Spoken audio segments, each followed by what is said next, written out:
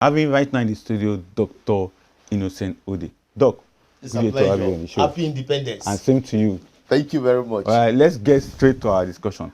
Yes. Okay, let me even take you on independence. A lot of Nigerians have said so many things around Nigerian independence. Yes. The president did his independence speech yesterday, and he make laudable to 12 of his achievements. Yes. What do you make of those 12 achievements of the president? Well, there are a lot of analysts have complained that a good speech, but the Nigerians have not felt a lot of impact. There is hardship in the land. The price of things are still going, still very high. The inflation is still high, despite that. Indication shows that there is a little drop in the price of food commodities in the market, but the farmers are complaining. The farmers are complaining because they had a lot of losses. Because the price of fertilizer is still high. They spend a lot of money and the price came down. So farmers are complaining of losses the harvest time. So the price of goods and services, the price of foodstuff came down a little, but farmers are complaining of losses. Interesting. But if farmers are complaining of losses, we just hope that government will also have a way of bringing them to also have their gain. But let's get down to our main discussion, Nigerian business landscape. For you, what's your assessment of Nigerian business landscape? Well, Nigeria celebrated her 65th independence yesterday. If you look at from independence, though the military interrupted the democracy in 1966, but today a lot of Nigerians are leaving the country. They are leaving the country looking for greener pastures. Why are they leaving the country? If your home is good, you will not leave the country. You will stay. You will stay in your house. So a lot of Nigerians are living for greener pasture because our leaders have not done what they're supposed to have done. Look at the Nigerian business landscape. There are a lot of challenges in the business world in Nigeria. Most of the multinationals have left the country. Just yesterday, that the Pengasson called up their strike between Dangote and Pengasson. The issue of unionism. You have to allow unionism, because if you don't allow unionism, I learned that the expatriates, the foreigners in the Dangote industry are well paid than the Nigerians. So if there is no union, there will be exploitation of the workers. So the workers should be allowed to unionize. If you look at the Nigerian business landscape in the last 65 years, it is how will I call it? After the oil boom of the 1970s, when the nation went into recession, the Nigerian economy is still crumbling. It's still crumbling. And the irony is that we are blessed. Nigeria is so blessed with a lot of potentials, both minerals and natural resources that are supposed to be used for the betterment of Nigerians. But it's very unfortunate. A lot of Nigerians are living below the poverty line. If you look at the indices from the National Bureau of Statistics, say that the average Nigerian is living below $1. Now, if an average Nigerian is living below $1, there are a lot of things that can be done to improve the well-being of Nigerians. I think we should get to that point of getting things done so that it can improve the lives of Nigeria. Yes. And for the president, he has done some 12 remarkable things. But for you, what else can he do more to make sure that Nigerians... What the president should do to improve the life of Nigerians? Number one, he caused it. Because on the first day of his inauguration, he said subsidy gone. That same statement triggered the markets. A lot of people that bought fuel, a lot of marketers that bought fuel in their filling station increased the prices, and that sent a lot of signal and changed the narrative of business in Nigeria till today, that people have not recovered because of the inflation has gone up. What the president needs to do, number one thing to do is to bring back subsidy. Subsidy need to be brought back. Subsidy need to be brought back because we have what we call energy economy. What we call energy safety. Energy is the bedrock of every economy. For instance, most countries, like let's look at because I am against the school of thought that say government has no business in business. Government has business in business. For instance, look at the Saudi Aramco. The Saudi Aramco is run by Saudi Arabia. It's a company that is run by the government, and the company is making profits. The Saudi Aramco is making profit. In Saudi Arabia, for instance, if you go to school, you'll be paid. You pay for going to school. In Saudi Arabia, for instance, when you graduate, there are a lot of employment opportunities. But in Nigeria, where we have the resources, okay, you say subsidy is gone, and now state governments are making a lot of money. State government, what impact are we? Are these state government? Are they accountable to the people? Are they accountable? How will they account? Now they say the president's speech says the state are receiving more than what they used to get before. Now the state are getting more. Which impact are they doing? What impact? How do we assess their performance? You see, most of the state, they are getting more money. Nigerians are suffering. State governors are smiling. And a lot of the state government have not implemented the 70% minimum wage. Only few states, like Imo State, Imo State increased their minimum wage to about a 90 something or 100,000 naira. Few states, most of the states are still paying less than the minimum wage. But on the other hand, Doc, let's also take a look at the aspect whereby for businesses particularly. Yes. Because from what you have said so far, it seems that what the president have done initially really turn and change the market dynamic. Yes. But recently we also discovered that the money is coming in, but such money we need them to be put in strategic infrastructure to support business. But if I had to suggest to state government right now, because the state government, it seems that most of us are not focusing on them, but if I had to suggest to state government in support of businesses in their respective states, what do you think they need to do? Now, one of the things, when I came here the other time, I told you the government cannot provide employment for everybody. It's impossible. The private sector are the engine growth of every economy, because number one, the private sector will contribute tax to the state government. Number two, the private sector will create employment opportunity. Now, I learned about the electricity bill that gives states the privilege to be able to enact law, generate electricity, and distribute. So that is one of the ways to go. State government should, number one, diversify. Not depending on all this, the oil money that is coming. Number one, they should diversify the economy. How would they diversify? Number one, they should go into electricity. Number two, they should go into industrialization. Number three, they should encourage small businesses. But these are the engine growth. When you go to Aba is the China of Nigeria. When you go to Aba, you see a lot of small businesses creating, people try to create job for themselves, making shoes, making textiles, all these things. And that is also contributing to the state. So the state government should diversify. Number one, take the opportunity of the electricity act bill by diverting into electricity. Number two, going into also industrialization. This will also boost the state employment and the state revenue. Very interesting. But on the other hand, talking about the state revenue and the rest of them, you know, it's one thing to make money for the state. It's another thing to put that money in choice developmental perspective as expected. But for private businesses who want to go into state to go and do business, what are your expectations on those private businesses? Now, the expectation of those private, there should be a favorable business environment for them. Number one, we have the issue of insecurities. Most of the states, you see the level of insecurity, like you talk about Zamfara State, you talk about Katsina State, the level of insecurity is very high. No reasonable investor will invest in his money in a place where there is crisis. So the issue of insecurity should be tackled. Number two, when there is security, then the state government can encourage investors. Big investors can come into the states.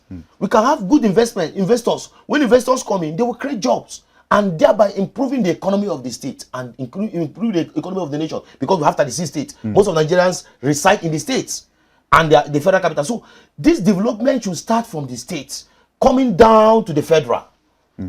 Interesting. But on the other hand, let's also take a look at one of the issues that many people also talk about Nigerian business landscape. When you talk about Nigerian business landscape, you're talking about the challenges being confronted by these small businesses or even large businesses, talking about access to funding. If we have to advise banks and small businesses on the way to access funds, what would be your take? Now, what is the interest rate? The interest rate is high, number one, for large businesses. The interest rate is high because when you go to a bank and get a facility, the interest rate is high. Number two, the Central Bank of Nigeria, which is a regulatory authority of the monetary policy, should bring down the interest rates to encourage lending and borrowing, because if the interest rate is high, the investors will look at what interest are they going to get. Not the issue of getting money, but when you get the money, get the facility, get the loan from the bank, will you be able to return? Will you be able to make profit? These are the things that need to be done. So the regulatory authority, which is the central bank, should reduce the interest rates for borrowing. Number two. But Mr. Dr. Odey, recently they just reduced it to 27%. Are you saying that it's not enough? It's not enough. 27% is still high.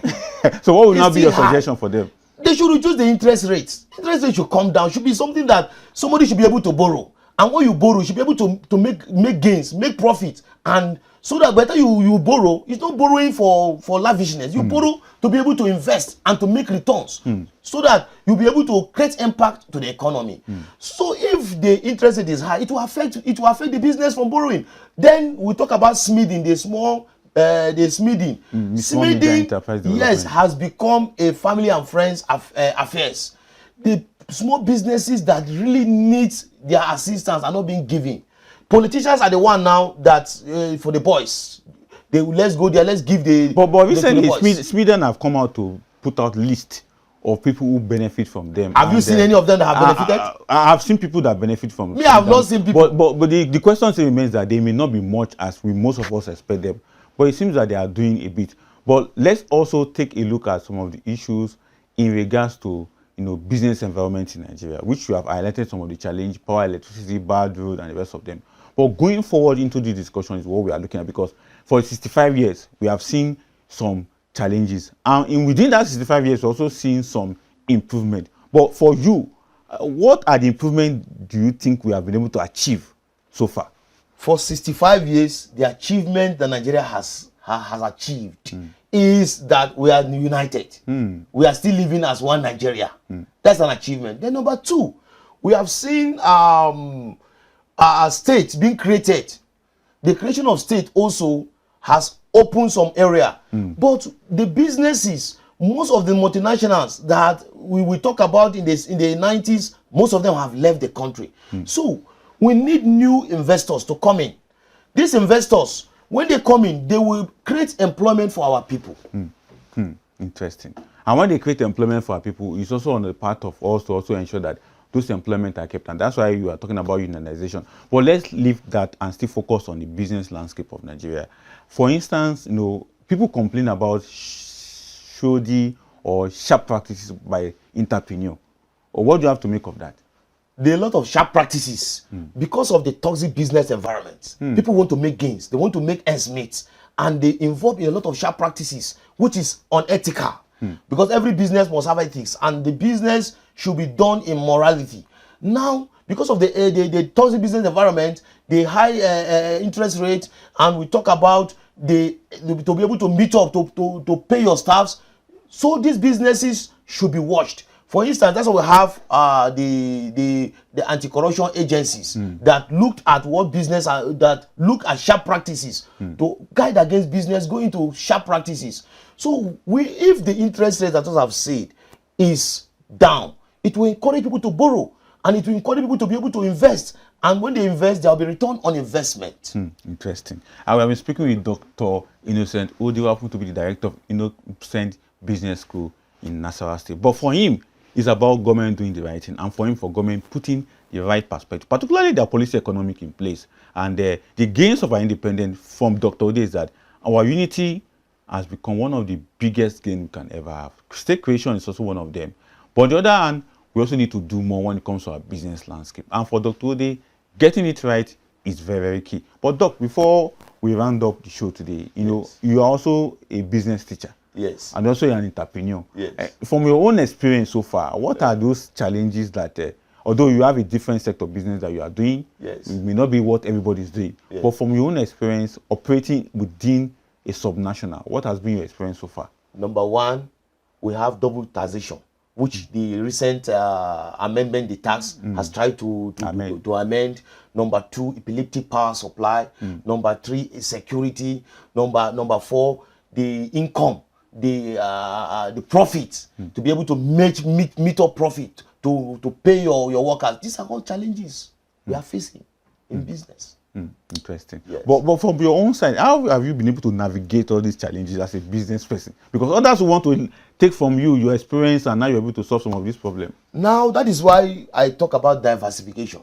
Despite having how other businesses I do, to be able to, if one is not making up, I take up the other one to be able to make up. Sometimes when I run losses in the other business, I take up this business to be able to pay my salary. Sometimes my workers get their salary at when due. They don't know that I get from other businesses where I make profit to be able to meet up the other one. So I cover up from the other businesses. So business people also should diversify their business. For instance, look at the Dangote. Dangote is an entrepreneur. He has gone into cement, he has gone into salt, he has gone into sugar, he has gone into several. If you look at all of his businesses, some of his businesses are making loss, while some are making gains. So where he makes a gain, he takes to service where he's making losses. So small businesses should diversify. Because when you are focusing on only a particular business, if there are losses, the business goes down. So you diversify as a small business. You have other subsidiaries. When one is losing, you use the gain from other one to be able to service the other one. But let's get back to government policy economy right now. We've seen a very big improvement in the economy. First quarter 2025, we recorded 3.13% when it comes to GDP. Second quarter, we recorded 4.23%. Third quarter report is out, is almost out now, but there are indications that we may also record close to 4.5 or thereabout. But for you as a businessman, have this all shown the Nigerian economy is ready for growth? Well, in a nutshell, the government is making generate a lot of revenue. The revenue of government has improved because of the subsidy removal. But the life of the people, has it really touched the life of the people? An ordinary Nigerian in the streets. When you go around, we live with the people. We know what when you go to. I go to market sometimes. I told my students I used to disguise. I wear t-shirt and go to the market, and I know the price of goods and services. When you go to the market, you see the price of goods and services. You see how people complain in the market. The price of things have gone up. So the government is in the first quarter, they have made a lot of profits, but has it trickled down to the people? Has it trickled down? Now I learned of in a place in Asaba that house rent has jumped up from 400,000 to 2 point something million. What is the income of an average Nigerian? If a two-bedroom flat can go for 2 point something million per annum. So what is the income? So all these things, the government need to come in. The government need to come in because the most of the private sector, they have not met up the minimum wage. The new minimum wage have not met up. So Nigerians are struggling. They are struggling to meet up with the current realities because of the fuel subsidy removal. Now, the government is happy and is proud that the state are receiving more. What is happening to the life of Nigerians? Exactly. I will say to that what is happening to the average Nigerian. But for the government, on their part, they are doing everything possible to ensure that Nigerians get the best out of the policy, the economic indicators, and the rest they can push out. Dr. Innocent, thank you so much for coming on the show. And from your wealth of experience, I think we have learned one or two things. Diversification. That is what is meant for every business, either small or big. And citing the example of Dangote, who is from cement to consumable good to industrial aspect, he has been doing all that to ensure that Nigerian get the best from his production. And from us here, the Market Report Show, we also bring you the best when it comes to analysis of some of the key issues when it comes to businesses, government policy economy, private sector initiative to the economy. And don't forget, the stock market is also what we bring to your viewership. Now, talking about Nigerian economy, and from Dr. Odey, it is good for the government to also ensure that all their policy translate to something good for both business, community, and Nigeria going forward. This is where we drop the curtain of today's show. My name is Adefolarin Olamilekon. Until we come your way with another exciting, interesting, and full package market report, I want to sign out from here and saying, be a responsible Nigeria. And once again, we are seeing the spirit of 65th year independent anniversary. And I'll say to everyone, happy independence. See you soon. Bye for now.